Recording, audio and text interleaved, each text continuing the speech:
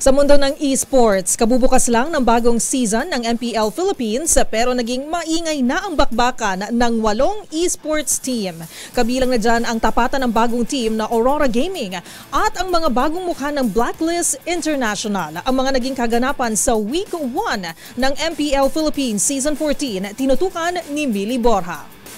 Week 1 pa lang naging matindi na ang laban sa MPL Philippines Season 14. At pinangunahan nga yan ng bagong namumuong rival na Blacklist International at Aurora Gaming.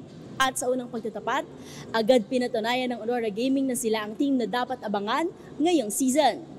Nakaka-excite talaga.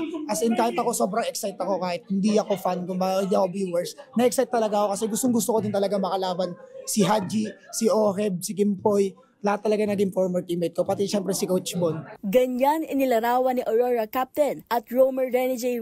Barcarce ang unang pakikipaglaro nito sa dating team na Blacklist International. Sa unang game, focus sa objectives ng dalawang team. Pero napasa kamay ng Aurora ang kontrol nang makuha ang crucial Lord fight leading to a 7-0 kill score sa 15 minuto ng laban. Pagdating sa Game 2, naging mas mainit ang laban pero napanatili pa rin ng Aurora ang lead sa key objective fights at nakuha ang isa pang 15-minute win with 14-6 kill score. Pinangunahan ni Jonar Dimon kahit Caranto ang panalo with 10 kills and 1 assist. Hindi pa ganun kabuo yung chemistry.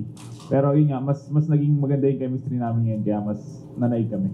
Kasunod dito, another sweep din ang naitala ng Aurora after dominating RSG Philippines sa Day 3. Sa ibang laro naman, nagpakita rin ng impressive performance ang Smart Omega after dominating TNC Pro Team sa Day 1 at pataubin ng World Champions Falcons AP Brent sa Day 2 ng Week 1. Kumbaga, nagbunga yung mga pre-practice namin na tawag doon, na nag-manifest. Nag-manifest yung pre-practice namin, gumana sa tournament, parang gano'n. Samantala, narito ang buong resulta ng naging laro sa Week 1 ng MPL Philippines Season 14. At narito ang standing ng mga teams sa nagdaang mga laban. Para sa MBC TV Network News, ito si Millie Borja, una sa Pilipinas, una sa Pilipino.